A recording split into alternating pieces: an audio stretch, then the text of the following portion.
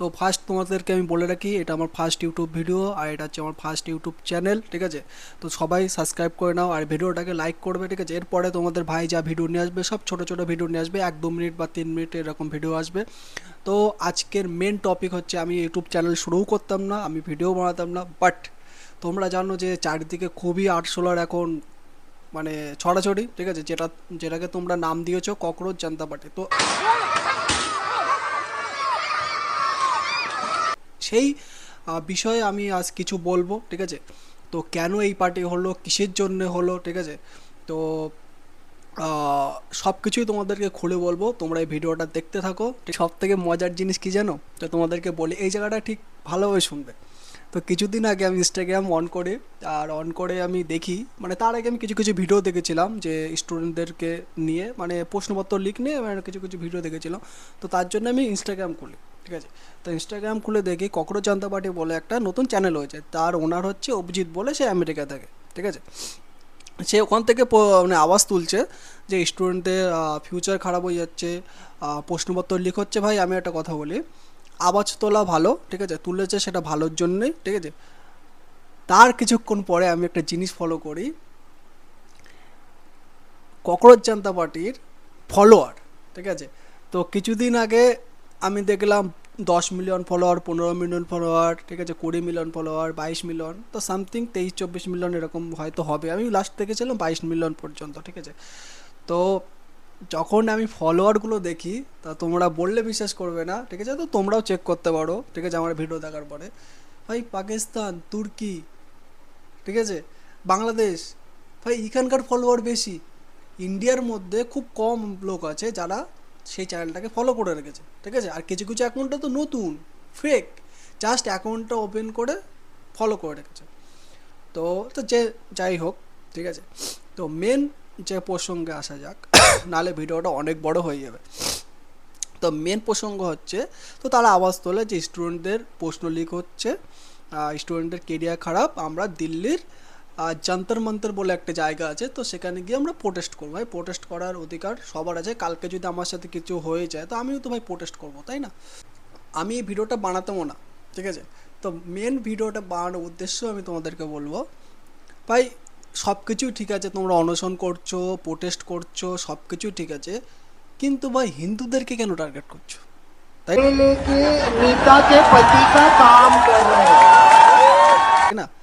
তো কিছু কিছু লোক দেখে আসছে হিন্দুদেরকে নিয়ে কথা বলছে যে মানে সীতার নাম, মানে আমাদের প্রভু শ্রী রামচন্দ্রর নাম নিয়ে বিজেপি পার্টি নাকি চলছে, ঠিক আছে?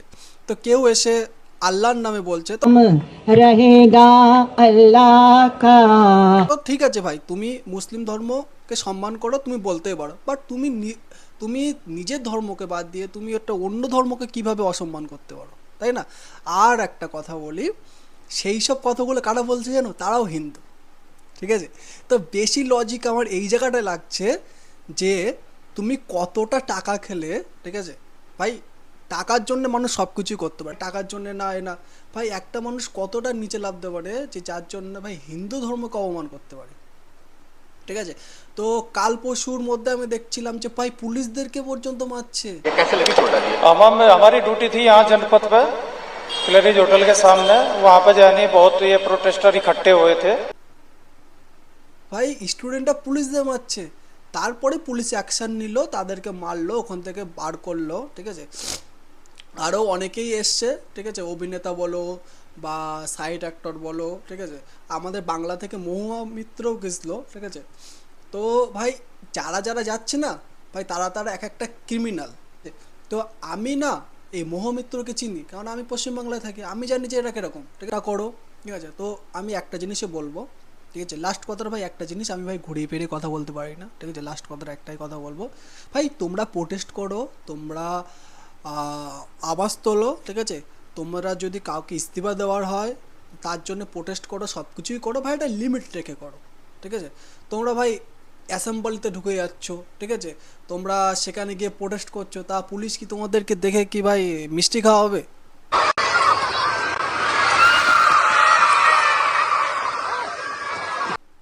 তাই না? তো তোমরা সেই জিনিসটাকে ডিস্টেন্স রেখে ভাই সেই জিনিসটাকে করো, তাই না?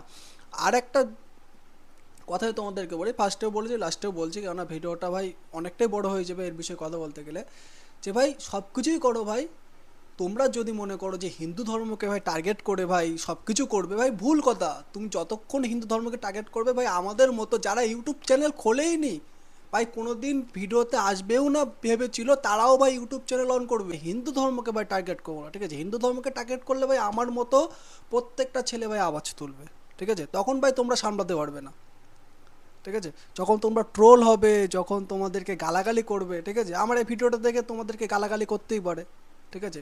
তো সেই জিনিসগুলো ভাই মাথায় রেখে তোমরা ভাই তোমার পোস্ট, ভাই তোমরা প্রোটেস্ট করছো, আমাদের কোনো মাথা ব্যথা নেই, ঠিক আছে? তোমরা প্রোটেস্ট করো, বাট হিন্দু ধর্মকে টার্গেট করো না। আর তুমি যদি সিস্টেমের মধ্যে রেখে যদি সব কিছু করো তাহলে ভাই করো, আর যদি তুমি মনে করো সিস্টেমের বাইরে তুমি কিছু করবে, তা ভাই পুলিশের ভাই ক্যালানি তুমি ভাই খেতে হবে, ঠিক আছে? পুলিশি ক্যালানি কি বলবে যে আমাকে মেরেছে, এই দেখো এই হাত কেটে গেছে, এদিকে কেটে গেছে, কেটে গেছে, ভাই বললে হবে না। কিছুটা দূর থেকে ভাই প্রোটেস্ট করো না। তুমি অ্যাসেম্বলির ধারে কাছে গিয়ে প্রোটেস্ট করছো, তা পুলিশ কি তোমাকে ছেড়ে দেবে নাকি? তো যাই হোক, ভিডিওটা অনেক বড় হয়ে গেছে, ঠিক আছে? তো এর পরেও অনেক অনেক ভিডিও আসবে, ঠিক আছে? চ্যানেল যখন শুরু করেছি তখন তো ভাই যারা যারা আমার এই ভিডিও দেখে যারা আমাকে পছন্দ করবে, তো তারা তো চাইবে না যে, আর কমেন্টে তোমরা বলবে যে আমার এই ভিডিওটা দেখে যদি পছন্দ হয়, তো ভাই এর পরে পরে অনেক আছে, আমি চিনে রেখেছি, ঠিক আছে? আমি এতটা ভাই ইনভলভ ছিলাম না পলিটিক্যালে, ভাই ভাই কিছু কিছু জিনিস আমি মানে দেখে রেখেছি, তো তার জন্যে পরপর ভিডিও আসবে। তো চ্যানেলটা সাবস্ক্রাইব করে নাও, ঠিক আছে? আর তোমার ভাইকে ফলো করে নাও, আর কমেন্টে লেখো যে নেক্সট ভিডিও ভাই নিয়ে এসো, ঠিক আছে?